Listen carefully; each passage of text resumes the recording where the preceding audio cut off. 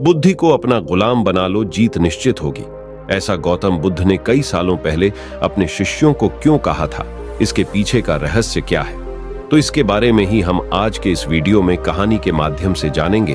तो उस कहानी की शुरुआत करते हैं। दोस्तों, क्या आप जैसा बनना चाहते हैं वैसा नहीं बन पा रहे हैं, या जो आप चाहते हैं अगर वो नहीं हो रहा है, तो आज की यह कहानी आपके लिए ही है। दोस्तों, इस कहानी को ध्यान से अंत तक जरूर सुनिए। दोस्तों, अगर आप इस कहानी को अंत तक ध्यान से पढ़ते हैं तो आपको इस कहानी से कुछ ऐसा सीखने को मिलने वाला है जो आपको आपकी जिंदगी में बहुत काम आने वाला है। आप गौतम बुद्ध के जीवन की इस कहानी को अंत तक ध्यान से जरूर सुनिए। दोस्तों, इस कहानी को सिर्फ समझिएगा मत, बल्कि इस कहानी को अपने भीतर उतर जाने दीजिए। तो बिना समय को गंवाएं, चलिए कहानी की शुरुआत करते हैं। गौतम बुद्ध के जीवन की शिक्षाप्रद कहानी जो आपका जीवन बदल देंगी। दोस्तों, एक बार गौतम बुद्ध को एक सभा में भाषण करना था, और जब सभा का समय हुआ तब बुद्ध वहां आए और बिना कुछ बोले ही वहां से चले गए। तकरीबन 100 से भी ज्यादा लोग बुद्ध का उस सभा में इंतजार कर रहे थे, और बुद्ध के इस तरह के व्यवहार को देखकर सभी लोग बेहद चौंके, लेकिन किसी ने भी बुद्ध से कोई भी प्रश्न नहीं किया। दोस्तों, अगले दिन फिर से सभा का आयोजन हुआ, और दूसरे दिन सभा में लोगों की संख्या तकरीबन घट गई। इस बार तकरीबन 80 लोग सभा में बैठे हुए थे। बुद्ध सभा में आए, लेकिन इस बार भी बुद्ध ने वही किया, यानी बुद्ध इस बार भी आए और बिना कुछ बोले ही वहां से चले गए। लोग दोबारा से चौंके, लेकिन किसी ने भी बुद्ध से कोई प्रश्न नहीं किया। अगले दिन सभा का आयोजन फिर से किया, लेकिन इस बार सभा में लोगों की संख्या और घट गई। इस बार सभा में केवल 50 लोग ही आए हुए थे। बुद्ध सभा में फिर से आए और उन्होंने इधर उधर देखा और बिना कुछ बोले ही सभा से चले गए। उसके बाद कुछ लोग क्रोधित भी हुए, क्योंकि लोगों ने अपना काम छोड़ छोड़ कर आए हुए थे, लेकिन किसी ने भी बुद्ध से कोई प्रश्न नहीं किया। अगले दिन फिर से सभा का आयोजन हुआ। दोस्तों, आप लोग जो इस कहानी को देख रहे हैं, आप में से भी कुछ लोग मन ही मन ये कह रहे होंगे कि अरे कितनी बार सभा का आयोजन होगा। और आप लोगों को भी इस कहानी को पढ़ते वक्त इरिटेशन होना शुरू हुआ होगा, और जिन जिन लोगों को भी अभी इरिटेशन होनी शुरू हुआ है, उन लोगों को तो यह कहानी बड़े ध्यान से देखकर समझनी चाहिए, क्योंकि यह कहानी आपके लिए ही है। अगले दिन फिर से सभा का आयोजन हुआ, लेकिन इस बार सभा की संख्या और ज्यादा घट गई थी, यानी इस बार सभा में सिर्फ 30 लोग ही थे। फिर उसके बाद बुद्ध सभा में आए, मुस्कुराए, और फिर से बुद्ध ने वही किया, यानी बिना कुछ बोले ही वहां से चले गए। इस बार भी लोग बहुत क्रोधित हुए, और इस बार लोगों ने पीछे से कुछ कहा भी और बड़बड़ाए भी, लेकिन बुद्ध ने उनके किसी भी प्रश्न का उत्तर नहीं दिया। दोस्तों, अगले दिन फिर से सभा का आयोजन हुआ, और इस बार लोगों की संख्या बहुत ज्यादा घट गई थी, यानी इस बार सभा में कुल मिलाकर 15 लोग ही आए हुए थे। इस बार भी बुद्ध सभा में आए, लेकिन इस बार बुद्ध अपना आसन ग्रहण कर लेते हैं। फिर बुद्ध बोले, और बुद्ध ने उन 15 लोगों को उपदेश दिया, और वे 15 लोग ही बुद्ध के भिक्षु बन गए। और आगे चलकर उन 15 लोगों ने ही बुद्ध के ज्ञान को अलग अलग दिशाओं में फैला दिया। फिर एक दिन बुद्ध से किसी ने पूछा कि बुद्ध, आप कई दिनों तक बिना बोले ही सभा से क्यों चले जाते थे? फिर बुद्ध कहते हैं कि मैं उन लोगों को खोज रहा था जो लायक थे, यानी कि पहले दिन 100 से भी ज्यादा लोग आए हुए थे, उसमें से ज्यादातर लोग सिर्फ आए हुए थे। उन्हें मेरे उपदेश से कोई भी मतलब नहीं था, वे बस आ गए थे। और उसमें से ज्यादातर लोग सिर्फ देखने और सुनने आए हुए थे कि सभा में क्या होता है। वे मेरे काम के लोग नहीं थे, क्योंकि वे लोग मेरे ज्ञान को औरों तक नहीं पहुंचा सकते थे। मुझे तो उन लोगों की खोज थी जो मेरे ज्ञान को जन जन तक पहुंचा सके। कई दिनों तक सभा से बिना बोले ही मैं इसीलिए चला गया, क्योंकि मैं यह देखना चाहता था कि वे कौन लोग हैं जिनके भीतर वास्तव में प्यास है। जिन लोगों के भीतर में वास्तव में प्यास थी, वे लोग अंत तक जरूर रुके, और जो लोग बस ऐसे ही आ गए थे, वे लोग पहले या दूसरे दिन ही चले गए। जिनके भीतर धैर्य था, उन्हें मुक्ति का मार्ग भी मिला, और जो लोग जल्दबाजी में थे, वे लोग अब घर में बैठे हुए हैं।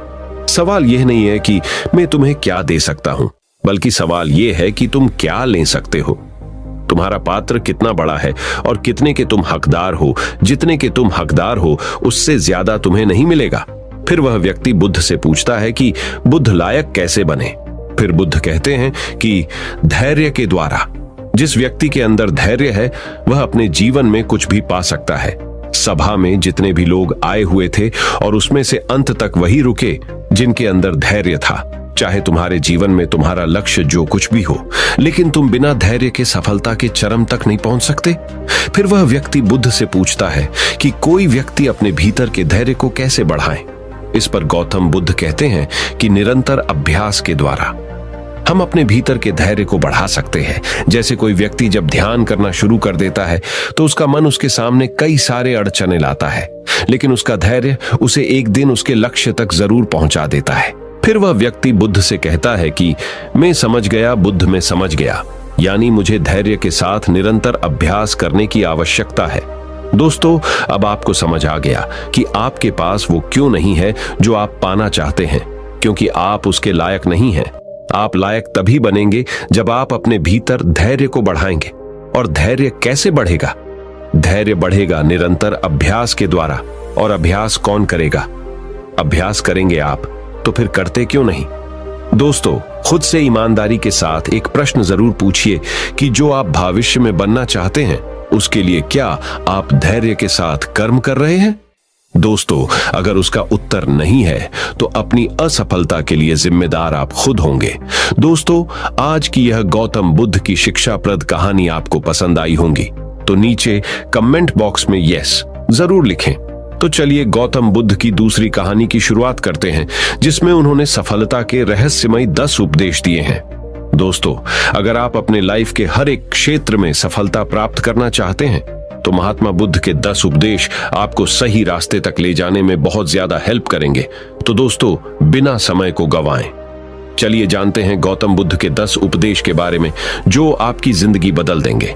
दोस्तों, अगर आप इस वीडियो को अंत तक ध्यान से देखते हैं तो आपको सफलता दिलाने वाले महात्मा बुद्ध के 10 उपदेश जानने को मिलने वाले हैं जो आपको आपकी जिंदगी में बहुत काम आने वाले हैं। इसलिए इस वीडियो को अंत तक अवश्य देखिए। गौतम बुद्ध के 10 उपदेश जो आपका जीवन बदल देंगे। पहला उपदेश, जो मनुष्य के भीतर लगातार चलता रहता है वही उसके जीवन में घटता रहता है। दोस्तों, अगर किसी व्यक्ति के भीतर हर समय काम वासना चलती रहती है तो उसके जीवन में काम वासना ही घटित होगी। यदि किसी के भीतर हर समय धन के विचार चलते रहते हैं तो उसके जीवन में धन ही घटित होगा। और यदि किसी व्यक्ति के भीतर हर समय अपने जीवन को बदलने की इच्छा उठती रहती है तो उसका जीवन भविष्य में जरूर बदल जाएगा, जैसा उसने चाहा था। दूसरा उपदेश, निडर होकर आगे बढ़े। दोस्तों, केवल 2 गलतियां हैं जिसकी वजह से इंसान सफल नहीं हो पाता या सत्य को प्राप्त नहीं कर पाता है। पहली, शुरुआत न करना और दूसरी, सागर तय न करना। दोस्तों, ये बात उन 2 तरह के लोगों को दिखाती है जो अपने कारण से ही मंजिल तक नहीं पहुंच पाते हैं। पहले वो जो भाग्यवारी नजरिया रखते हैं और दूसरे वो जो मुश्किलों से घबराकर अपने काम को अधूरा छोड़ देते हैं। दोस्तों, अगर आपको अपनी लाइफ में आगे बढ़कर सफलता को प्राप्त करना है तो आपको इन दोनों तरह के लोगों से बहुत दूर रहना होगा और अपने आप में एक पॉजिटिव इंसान बन जाइए। आगे बढ़िए और किसी भी काम की शुरुआत कीजिए और जिस काम की भी आप शुरुआत करो उसे आप पूरा करने की कोशिश कीजिए, फिर सफलता आपको जरूर मिल जाएगी। दोस्तों, अब जानते हैं महात्मा बुद्ध के तीसरे उपदेश के बारे में। तीसरा उपदेश, मेहनत के बिना कुछ नहीं। दोस्तों, आलसपन और कामचोरी आपको बर्बादी की ओर ले जाने वाला एक छोटा सा रास्ता है, जबकि मेहनत अच्छा और खुशहाल जीवन जीने का एकमात्र तरीका है। मूर्ख लोग बेकार हैं और बुद्धिमान लोग मेहनती हैं। अगर आपको अपनी लाइफ में आगे बढ़ना है तो आपको मेहनत करनी होगी। दोस्तों, मूर्खों की तरह बैठे बैठे कुछ भी नहीं मिलता है और सुनने से कुछ नहीं होता। अगर आपको अपनी लाइफ में आगे बढ़ना है तो आपको उस पर एक्शन लेना बहुत जरूरी पड़ता है। इसीलिए बुद्ध ने कहा है, मेहनत करो, क्योंकि मेहनत के बिना कुछ नहीं होता है। बुद्ध का चौथा उपदेश, खुश रहना है तो अच्छा सोचिए। दोस्तों, बुद्ध ने कहा है कि जैसा हम सोचते हैं ठीक वैसा ही हम बन जाते हैं। जब मन शुद्ध होता है तब प्रसन्नता हमारा ऐसा पीछा करती है जैसे कि हमारी परछाई हमारा पीछा नहीं छोड़ती है। इसीलिए इंसान को हमेशा सकारात्मक बातें सोचनी चाहिए ताकि हर कठिन से भी कठिन परिस्थिति में वो आशा की किरण ढूंढ सके और अपनी लाइफ में खुश रह सके। सोच व्यक्ति के जीवन को बना भी सकती है और बिगाड़ भी सकती है, क्योंकि दोस्तों, जैसा व्यक्ति सोचता है वैसा ही वह बनता चला जाता है। आपकी सोच का निर्माण होता है आपकी 5 इंद्रियों के द्वारा, और वो 5 इंद्रिय है आंख, कान, नाक, जीभ और त्वचा। जैसी भी जानकारी आप इन 5 इंद्रियों के द्वारा अपने अंदर लेते हैं, वैसे ही आपकी सोच बन जाती है, और जैसी आपकी सोच बनती है वैसा ही आपका जीवन बन जाता है। इसीलिए अगर आप खुश रहना चाहते हो तो अच्छा सोचिए।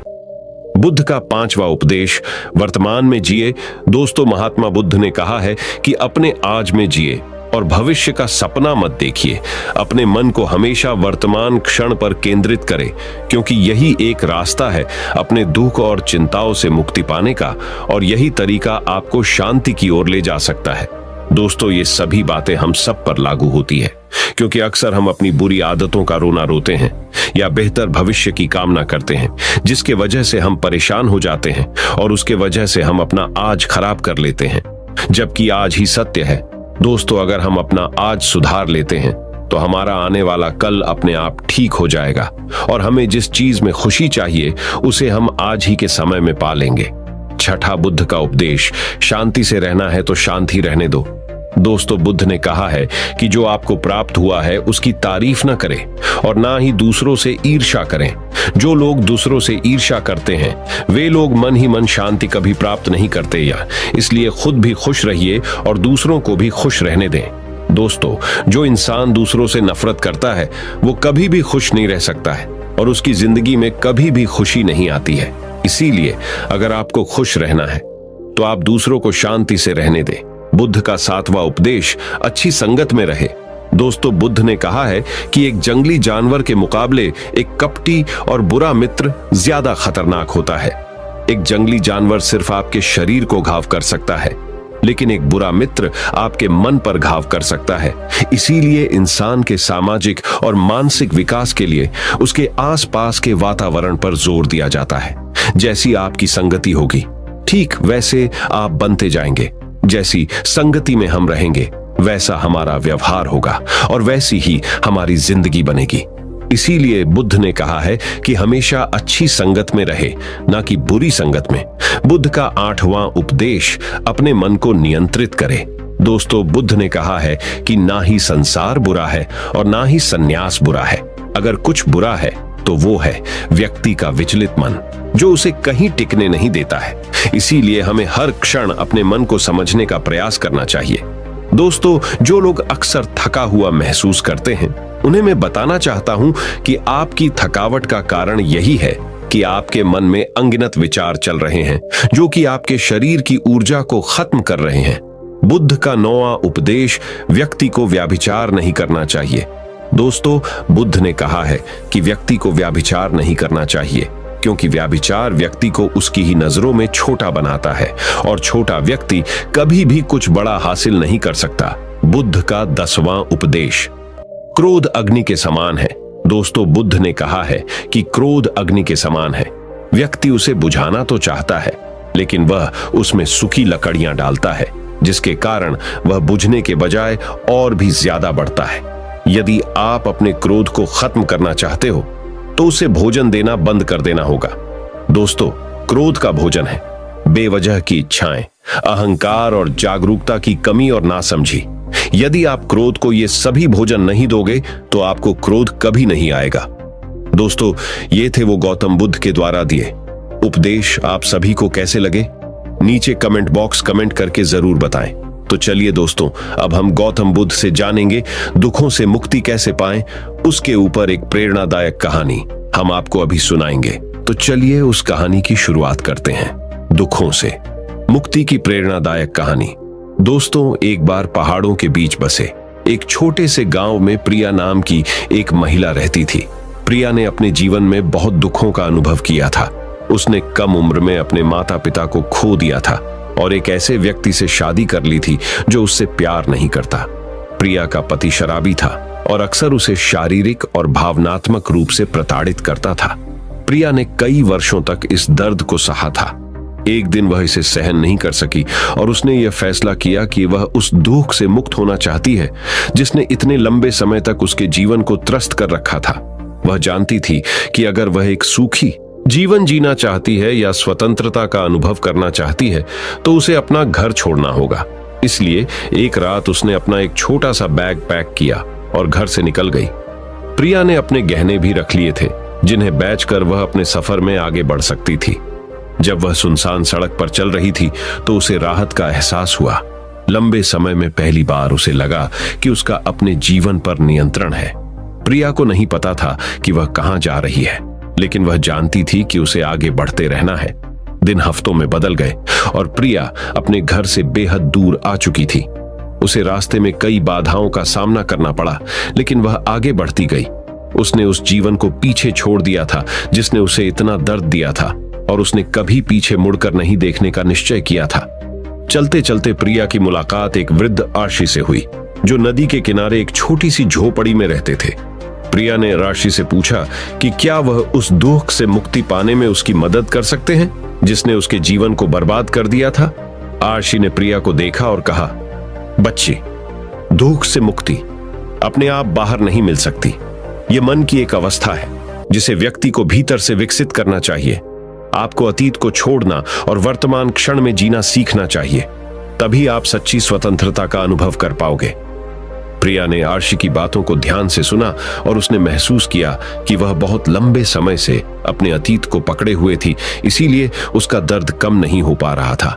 उसने आशी को धन्यवाद दिया और अपनी यात्रा जारी रखी। चलते चलते प्रिया ने राशि की शिक्षाओं का अभ्यास करना शुरू कर दिया। उसने अतीत को जाने देना शुरू किया और वर्तमान क्षण पर ध्यान केंद्रित किया। फिर उसे जीवन की साधारण चीजों में भी खुशी मिलने लगी। प्रिया एक गांव से गुजर रही थी जहां पर पोस्टर लगे थे कि प्राइमरी स्कूल में शिक्षक की आवश्यकता है। प्रिया पढ़ी लिखी थी और उसे पैसे की भी आवश्यकता थी, इसलिए वह बच्चों को पढ़ाने लगी। एक दिन प्रिया लोगों के एक समूह से मिली जो आग के चारों ओर इकट्ठा थे। वे नाच रहे थे और गा रहे थे और उनकी हंसी हवा में गूंज रही थी। प्रिया पहले तो इसमें शामिल होने से हिचकिचा रही थी, लेकिन उसके भीतर की आवाज उसे उस समूह में जाने और मजे करने के लिए कह रही थी। प्रिया ने समूह के साथ नृत्य किया और खूब हंसी। लंबे समय में पहली बार वह वास्तव में खुशी महसूस कर रही थी। उसने महसूस किया कि खुशी कोई ऐसी चीज नहीं है जो खुद के बाहर पाई जा सकती है, बल्कि मन की एक अवस्था है जिसे व्यक्ति को भीतर से विकसित करना होता है। प्रिया को अब दुख से मुक्ति मिल गई थी। अब वह बच्चों को पढ़ाती और अपने अनुभव का उपयोग दूसरों को खुशी का रास्ता खोजने में मदद करने के लिए करती। तो दोस्तों, इस कहानी से हमें यह सीखने को मिलता है कि खुशी कोई ऐसी चीज नहीं है जो खुद के बाहर पाई जा सकती है, बल्कि मन की एक अवस्था है जिसे व्यक्ति को भीतर से विकसित करना होता है। दोस्तों, अगर आपको यह कहानी पसंद आई होगी और आपके लिए उपयोगी साबित हुई होगी तो इस कहानी को अपने दोस्तों के साथ अवश्य शेयर कीजिए। साथ ही हमारे साथ ऐसे ही जुड़े रहें। तो चलिए बढ़ते हैं हमारे गौतम बुद्ध की अगली कहानी की तरफ, जो कि आपको जिंदगी की बहुत अच्छी सीख देने वाली है। तो चलिए शुरू करते हैं गौतम बुद्ध की शिक्षाप्रद कहानी। गौतम बुद्ध की शिक्षाप्रद कहानी। दोस्तों, एक बार गौतम बुद्ध अपने भिक्षुओं के साथ एक वृक्ष के नीचे बैठ विश्राम कर रहे थे। उस वृक्ष की छाव में बुद्ध अपने भिक्षुओं की जिज्ञासा दूर कर रहे थे। बुद्ध के सभी भिक्षु एक एक करके उनसे प्रश्न पूछ रहे थे और गौतम बुद्ध उनके प्रश्नों के उत्तर दे रहे थे। बुद्ध के उन भिक्षुओं में कुछ भिक्षु ऐसे भी थे जो कुछ समय पहले ही संघ से जुड़े हुए थे, जिसके कारण अभी उनके भीतर वह समझ पैदा नहीं हुई थी जो गौतम बुद्ध के प्रवचनों को समझ सकें। गर्मियों का समय था, सूरज अपने चरम पर था और चारों तरफ धूप ही धूप थी, लेकिन उस वृक्ष के कारण बुद्ध और उनके सभी भिक्षु आराम से छाव में बैठे हुए थे। इतने में ही गौतम बुद्ध के एक भिक्षु की नजर एक बूढ़े व्यक्ति पर पड़ती है जो उस वृक्ष के पास से ही गुजर रहा था। वह भिक्षु उस बूढ़े व्यक्ति को देखकर अचानक से ही हंसने लगता है। उस बूढ़े व्यक्ति की उम्र बहुत ज्यादा हो गई थी, जिसके कारण उसकी कमर मुड़ गई थी। उस बूढ़े व्यक्ति के हाथ में एक डंडा था जिसका सहारा लेकर वो बूढ़ा व्यक्ति अपनी मंजिल तक पहुंचने का प्रयास कर रहा था।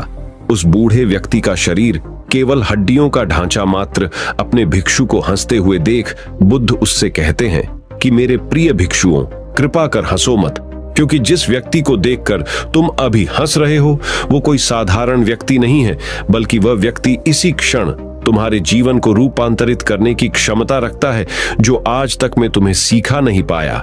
वह यह बूढ़ा व्यक्ति तुम्हें सिखा रहा है। इसके द्वारा दी गई सीख को बेकार न करो। बुद्ध की यह बात सुनकर वह भिक्षु बुद्ध से कहता है कि मुझे क्षमा करे बुद्ध, पर मुझे यह समझ नहीं आ रहा है कि कि जो एक बूढ़ा व्यक्ति जो खुद अपने शरीर और अपनी बीमारियों से लाचार है, वो मुझे क्या सिखा सकता है। फिर बुद्ध उस भिक्षु से कहते हैं कि ये बूढ़ा व्यक्ति तुम्हें तुम्हारा भविष्य दिखा रहा है। जिस बुढ़ापे को और लाचारी को देखकर तुम अभी हंस रहे हो, वो बुढ़ापा और लाचारी तुम्हारे जीवन में भी आने वाली है। वह बूढ़ा व्यक्ति तुमसे कह रहा है कि अभी समय है, इस स्वस्थ शरीर का अच्छे कर्म करने के लिए उपयोग करो। अगर तुम्हारा ये स्वस्थ शरीर तुम्हारे हाथ से निकल गया तो फिर से वापस नहीं आएगा, और अभी तुम्हारा ये शरीर सही से काम कर रहा है, जैसे कि तुम्हारे हाथ, पैर, आंख, कान और ये सभी चीजें सही से काम कर रही हैं। क्या यह छोटी बात है और क्या तुम इसे मामूली सी बात समझ रहे हो? यह घटना कोई साधारण घटना नहीं थी जो अभी तुम्हारे साथ घटी, और यह घटना तुम्हारे जीवन को बदलने की क्षमता रखती है। ठीक इसी तरह की घटना ने मेरा जीवन बदला था, और इस तरह की घटना के कारण ही मैं आज बुद्ध हूं। फिर वह भिक्षु बुद्ध से कहता है कि क्षमा करें बुद्ध, परंतु मेरे मन में यह विचार ही नहीं आया कि मैं उस बूढ़े व्यक्ति से कुछ सीख सकता हूं। उसे देखकर केवल मुझे हंसी आ गई। ऐसा इसीलिए हुआ क्योंकि तुम्हें अपने भीतर कहीं ना कहीं लगता है कि जिस स्थिति में आज वो बूढ़ा व्यक्ति है, उस स्थिति में तुम कभी नहीं आओगे। जिस बुढ़ापे का और लाचारी का सामना आज वो बूढ़ा व्यक्ति कर रहा है, तुम्हें लगता है कि उसका सामना तुम कभी नहीं करोगे। इसीलिए तुम उस बूढ़े व्यक्ति को देखकर हंस पाए। तुमने सच्चाई को नजरअंदाज कर दिया। अगर तुम सच्चाई को देख लेते तो चाहकर भी अपने आंखों के आंसुओं को नहीं रोक पाते, परंतु तुमने सत्य को अनदेखा कर दिया और तुम बहुत बड़ी संभावना से चूक गए।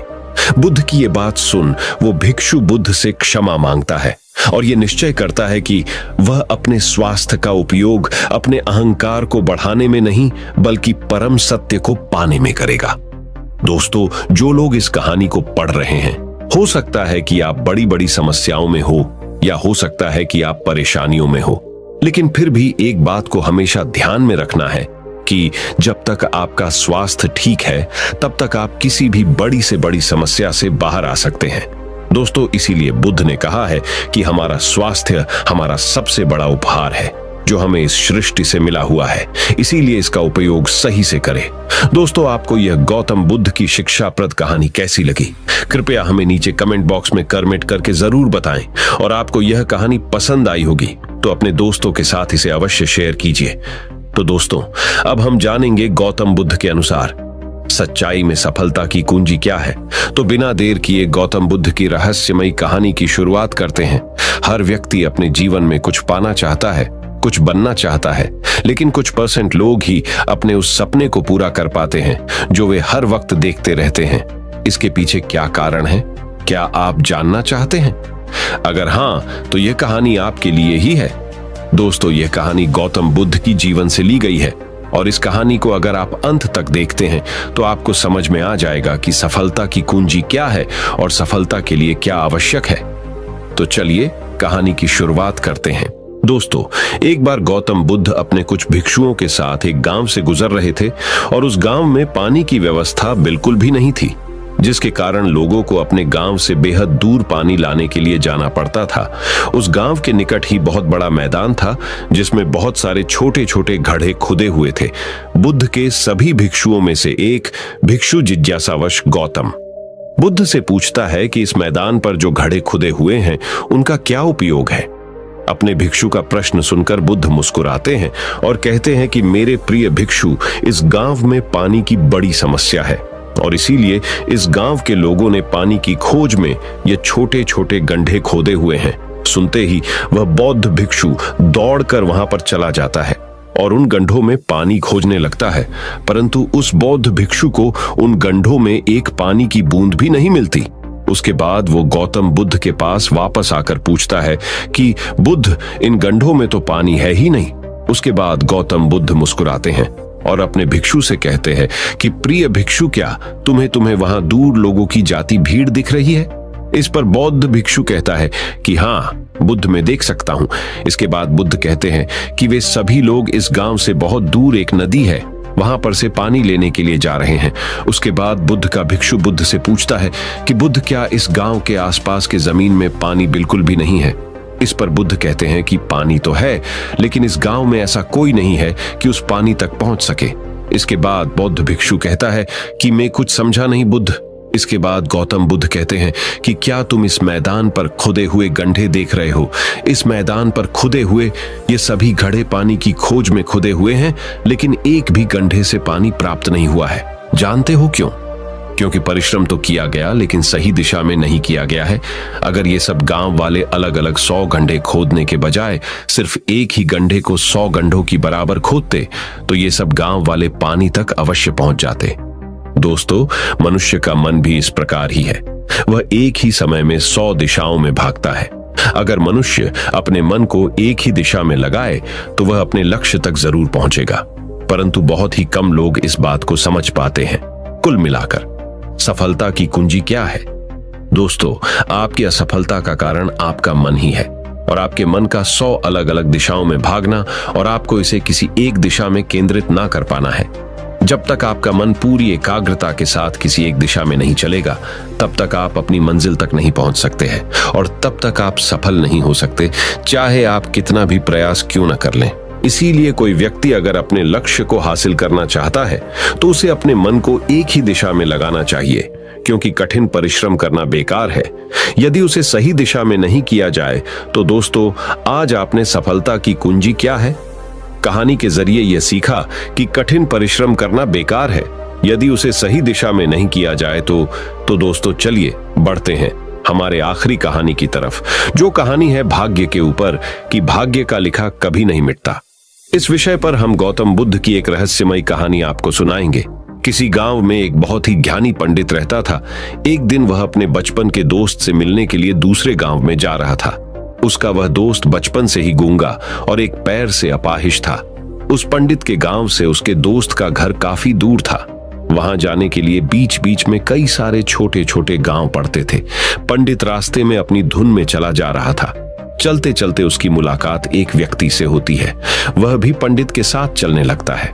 उस आदमी को देखकर पंडित बहुत खुश हो जाता है। उसने सोचा, चलो अच्छा हुआ, साथ साथ चलने से उसका सफर आसानी से कट जाएगा। बात की शुरुआत करने के लिए उस पंडित ने उस व्यक्ति से उसका नाम पूछा, तो उसने अपना नाम धर्मराज बताया। पंडित को यह नाम कुछ अजीब सा लगा, लेकिन उसने नाम के विषय में कुछ और पूछना उचित नहीं समझा। दोनों धीरे धीरे साथ में चल रहे थे। तभी रास्ते में एक गांव आता है। गांव का प्रवेश द्वार आते ही धर्मराज ने पंडित से कहा, तुम आगे चलो, मुझे इस गांव में एक काम है, मैं तुमसे आगे मिलता हूं। पंडित ने कहा, ठीक है। वह आगे के रास्ते पे चला जाता है। कुछ देर बाद उस गांव में खबर फैली कि एक व्यक्ति को सांड ने अपनी सींग में फंसाकर मार दिया है। जैसे ही सांड ने उस व्यक्ति को मारा, ठीक कुछ ही देर में धर्मराज पंडित के पास आ गया। फिर दोनों चलना शुरू कर देते हैं और चलते चलते एक दूसरे गांव के द्वार पर पहुंच जाते हैं। उस गांव के बाहर एक बड़ा और विशाल मंदिर बना हुआ था। वहां पर आराम करने की सुविधा काफी बढ़िया लग रही थी। पंडित के दोस्त का घर अभी वहां से बहुत दूर था और रात भी होने वाली थी। तो पंडित ने धर्मराज से कहा, रात होने वाली है, पूरे दिन चलते चलते थक भी चुके हैं और भूख भी लग रही है, तो यहाँ पर भोजन करके यहीं पर हम विश्राम कर लेते हैं, फिर सुबह के समय आराम से आगे की यात्रा जारी करेंगे। धर्मराज ने कहा, ठीक है, मुझे इस गांव में किसी को कुछ जरूरी सामान देने जाना है, तुम भोजन करके आराम करो, मैं बाद में आकर भोजन कर लूंगा। इतना कहकर वह वहां से चला जाता है। लेकिन उसके जाते ही कुछ ही देर बाद धुआं उठता हुआ दिखाई देता है और देखते ही देखते पूरे गांव में आग लग जाती है। पंडित ने हैरानी से सोचा कि यह धर्मराज जहां भी जाता है वहां कोई ना कोई अनहोनी जरूर हो जाती है, कुछ तो गड़बड़ है इस व्यक्ति में। लेकिन पंडित ने रात्रि में धर्मराज से कुछ भी पूछना उचित नहीं समझा। सुबह होते ही दोनों फिर से अपनी यात्रा शुरू कर देते हैं। कुछ देर चलने के बाद रास्ते में फिर से एक गांव आता है। धर्मराज ने फिर पंडित से कहा, आप आगे चलिए, मुझे इस गांव में अपने मित्र से मिलने जाना है, मैं अपने दोस्त से मिलने के बाद आगे रास्ते में मिलूंगा। यह कहकर धर्मराज वहां से चला गया। लेकिन पंडित इस बार आगे नहीं गया। वहीं खड़ा होकर धर्मराज को देखता रहा कि वह कहां जा रहा है और क्या करता है। तभी थोड़ी देर बाद लोगों की आवाज सुनाई देने लगी कि एक व्यक्ति को सांप ने काट लिया है और उसकी मृत्यु हो गई है। ठीक उसी समय धर्मराज फिर पंडित के पास पहुंच गया। लेकिन इस बार पंडित से रहा नहीं गया और उसने धर्मराज से पूछ ही लिया कि तुम जिस भी गांव में जाते हो वहां कोई ना कोई अनहोनी जरूर हो जाती है, क्या तुम मुझे बता सकते हो ये ऐसा क्यों हो रहा है? धर्मराज ने कहा, पंडित जी, आप तो मुझे बहुत ज्ञानी मालूम पड़े थे, इसीलिए मैं आपके साथ चलने लगा था, क्योंकि ज्ञानियों का साथ बहुत अच्छा होता है। परंतु आप अभी तक समझ नहीं पाए कि मैं कौन हूं। पंडित ने कहा, मैं समझ गया हूं, लेकिन मुझे कुछ शंका है।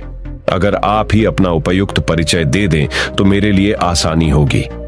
तब धर्मराज ने जवाब दिया कि मैं यमदूत हूं और यमराज की आज्ञा से उन लोगों के प्राण हरण करता हूं जिनकी उम्र पूरी हो चुकी है। हालांकि पंडित को पहले से ही इस बात की आशंका थी, फिर भी धर्मराज के मुंह से ये बातें सुनकर वह घबरा गया। लेकिन वह हिम्मत करके पूछता है कि अगर तुम सच में यमदूत हो तो मुझे बताओ, अगली मृत्यु किसकी है?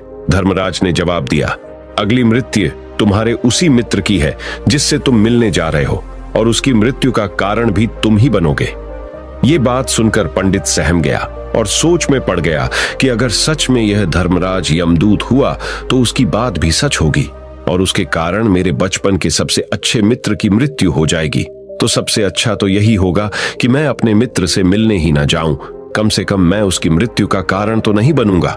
धर्मराज ने मुस्कुराते हुए कहा, तुम जो सोच रहे हो वो सब मुझे पता है, मगर तुम्हारे अपने मित्र से मिलने ना जाने से नियति नहीं बदल जाएगी। तुम्हारे मित्र की मृत्यु तो निश्चित है और वह अगले कुछ ही पलों में घटित होने वाली है। महाकाल के मुंह से ऐसी बातें सुनकर पंडित को झटका लगा, क्योंकि महाकाल ने पंडित के मन की बातें पढ़ ली थी, जो कि एक सामान्य व्यक्ति के लिए संभव नहीं है। अब पंडित को विश्वास हो गया कि यह धर्मराज सचमुच में यमदूत ही है। जब पंडित को यह पूर्ण विश्वास हो गया कि धर्मराज जी यमदूत है, तो वह घबरा गया। वह अपने मित्र की मृत्यु का कारण नहीं बनना चाहता था, इसलिए वह पलटकर अपने गांव की तरफ वापस जाने लगा। लेकिन जैसे ही पंडित वापस जाने के लिए मुड़ा, उसने देखा कि उसका मित्र तेजी से उसकी तरफ चला आ रहा है, जो कि पंडित को देखकर अत्यंत प्रसन्न दिखाई पड़ रही थी। अपने मित्र के आने की गति को देखकर पंडित को ऐसा लगा कि जैसे उसका मित्र काफी देर से उसका ही पीछा कर रहा है, लेकिन वह बचपन से ही गूंगा था और एक पैर से लंगड़ा भी था, इसलिए ना तो वह पंडित को आवाज देकर रोक पाया था और ना ही उस तक पहुंच पा रहा था। लेकिन जैसे ही वह पंडित के पास पहुंचा, अचानक ही जमीन पर गिर पड़ा और उसकी मृत्यु हो गई। पंडित हक्का बक्का होकर धर्मराज की ओर देखने लगा, जैसे कि वह पूछना चाह रहा हो कि आखिर क्या हुआ। धर्मराज पंडित के मन में उठ रहे प्रश्नों को समझ गया और बोला, तुम्हारे मित्र ने पिछले गांव में ही तुम्हें देख लिया था और मैं वहीं से ही तुम्हारा पीछा कर रहा था, लेकिन गूंगा और लंगड़ा होने की वजह से वह तुम तक नहीं पहुंच पाया। उसने अपनी पूरी ताकत लगाकर तुम तक पहुंचने का प्रयास किया, लेकिन बुढ़ापे में बचपन जैसी ताकत नहीं होती, इसलिए हार्ट अटैक होने के कारण उसकी मृत्यु हो गई, क्योंकि वह तुमसे मिलने के लिए अपनी सीमाओं को तोड़कर तुम्हारे पीछे भाग रहा था। इसलिए अपने मित्र की मृत्यु का कारण भी तुम ही कहलाओगे। अब पंडित को पूर्णतः विश्वास हो गया था कि धर्मराज एक यमदूत है और उसका कार्य जीवों के प्राण हरना है। लेकिन पंडित एक ज्ञानी व्यक्ति था, वह यह भी जानता था कि मृत्यु पर किसी का वश नहीं है, सबको एक न एक दिन मरना ही है। यही सोचकर उसने अपने आप को संभाल लिया। लेकिन अचानक ही पंडित के मन में अपनी मृत्यु के बारे में जानने की इच्छा हुई, इसलिए उसने धर्मराज से पूछा कि जब मृत्यु मेरे दोस्त की होनी थी तो तुम शुरू से ही मेरे साथ क्यों चल रहे थे? यह प्रश्न सुनकर धर्मराज जोर से हंसा और बोला, मैं तो हर पल हर क्षण सभी के साथ चलता हूं, किंतु लोग पहचान नहीं पाते, क्योंकि लोगों के पास अपनी समस्याओं के अलावा किसी और व्यक्ति, वस्तु या घटना के बारे में सोचने, समझने या उसे देखने का समय ही नहीं होता। पंडित ने कहा, तो क्या तुम ये बता सकते हो कि मेरी मृत्यु कब, कहां और कैसे होगी? महाकाल ने कहा, हालांकि किसी भी सामान्य जीव के लिए अपनी मृत्यु के बारे में जानना ठीक नहीं है, क्योंकि कोई भी जीव हो वो अपनी मृत्यु के बारे में जानकर बहुत दुखी हो जाता है। हालांकि तुम ज्ञानी व्यक्ति मालूम पड़ते हो और तुमने जिस तरीके से अपने मित्र की मृत्यु को सहन कर लिया है, उसे देखकर लगता है कि तुम अपनी मृत्यु के बारे में जानकर भी दुखी नहीं होगे। तो तुम्हारी मृत्यु आज से ठीक 6 महीने बाद आज ही के दिन किसी दूसरे राज्य में फांसी लगने से होगी, और सबसे हैरानी की बात तो ये होगी कि तुम स्वयं ही खुशी से उस फांसी को स्वीकार कर लोगे। इतना कहकर धर्मराज वहां से चला गया, क्योंकि अब धर्मराज के पास पंडित के साथ चलते रहने का कोई कारण न था। इसके बाद पंडित ने अपने मित्र के शरीर का अंतिम संस्कार किया और यथाशक्ति उसके क्रियाकर्म करके अपने गांव वापस आ गया। लेकिन कोई व्यक्ति कितना भी ज्ञानी क्यों ना हो, अपनी मृत्यु के बारे में जानकर दुखी तो होता ही है और मृत्यु से बचने का कोई ना कोई उपाय भी खोजता है। तो पंडित ने भी वही किया। क्योंकि पंडित विद्वान था, इसलिए उसकी पहचान उस राज्य के राजा तक थी। पंडित ने सोचा कि राजा के पास तो कई सारे ज्ञानी मंत्री हैं, वो मेरी मृत्यु से संबंधित समस्या का कोई ना कोई समाधान निकाल ही लेंगे। पंडित यही सब सोचता हुआ राज दरबार में पहुंच जाता है और राजा से सारी घटना के बारे में बताता है। राजा ने अपने मंत्रियों को सारी समस्या बताई और उनसे सलाह मांगी। अंत में सभी ने विचार विमर्श करके कहा, अगर पंडित की बात सही है तो उसकी मृत्यु भी 6 महीने बाद ही होगी। लेकिन मृत्यु तो तब होगी जब वह किसी दूसरे राज्य में जाएगा। यदि वह किसी दूसरे राज्य में जाए ही ना तो मृत्यु ही नहीं होगी। मंत्रियों की यह सलाह राजा को भी सही लगी। इसके बाद पंडित के रहने की सारी व्यवस्था महल में ही कर दी गई और राजा के आदेश के बिना उस पंडित से किसी को भी नहीं मिलने दिया जाता था। लेकिन पंडित कहीं भी आ जा सकता था ताकि पंडित को यह ना लगे कि वो राजा की कैद में है। परंतु पंडित डर के मारे स्वयं ही कहीं आता जाता नहीं था। धीरे धीरे महीने गुजर गए और पंडित की मृत्यु का समय नजदीक आने लगा और अंततः वह भी दिन आ गया जिस दिन पंडित की मृत्यु होनी थी। तो जिस दिन पंडित की मृत्यु होनी थी उसके एक रात पहले पंडित डर के मारे जल्दी ही सो गया ताकि जल्दी से वह रात बीत जाए और अगला दिन आ जाए ताकि मृत्यु टल सके। लेकिन पंडित को नींद में चलने की बीमारी थी और अपनी इस बीमारी के बारे में वह स्वयं ही नहीं जानता था। तो फिर राजा, मंत्री या किसी वैद्य को इसके बारे में बताने का कोई प्रश्न ही नहीं उठता। पंडित अपनी मृत्यु को लेकर बहुत चिंतित था। वह पिछले कई दिनों से ठीक से सो भी नहीं पा रहा था और नींद में चलने की बीमारी भी तभी होती है जब व्यक्ति ठीक से सो नहीं पा रहा हो। तो उस रात भी पंडित को नींद में चलने का दौरा पड़ा। वह उठा और महल से निकलकर अस्तबल में गया। क्योंकि पंडित राजा का खास मेहमान था, इसलिए किसी भी पहरेदार ने उसे नहीं रोका और न ही किसी तरह की कोई पूछताछ की। अस्तबल में पहुंचकर वह सबसे तेज चलने वाले घोड़े की पीठ पर सवार होकर नींद में ही अपने राज्य की सीमा से बाहर दूसरे पड़ोसी राज्य में चला गया। इतना ही नहीं, वह दूसरे राज्य के राजा के महल में पहुंच उस महल के पहरेदारों ने भी उसे नहीं रोका और न ही कोई पूछताछ की। सभी लोग रात्रि का अंतिम प्रहार होने के कारण गहरी नींद में थे। वह पंडित सीधे राजा के सैन्य कक्ष में पहुंचा जहां राजा और रानी सो रहे थे। वह पंडित वहीं जाकर सो गया। सुबह हुई तो राजा ने पंडित को रानी के बगल में सोया हुआ देखा तो है बहुत क्रोधित हो गया। राजा ने पंडित को कैद करने का आदेश दे दिया। पंडित गिरफ्तार हो गया। लेकिन पंडित तो भौचक्का था। उसे तो कुछ समझ नहीं आ रहा था कि आखिर वह दूसरे राज्य में और राजा के सैन्य में कैसे पहुंचा। लेकिन वहां उसकी ये सब सुनने वाला कोई नहीं था।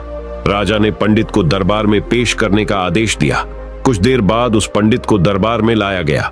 पंडित को देखते ही राजा इतना आग बबूला हो गया कि उसे फांसी पर चढ़ा देने का हुक्म सुना दिया।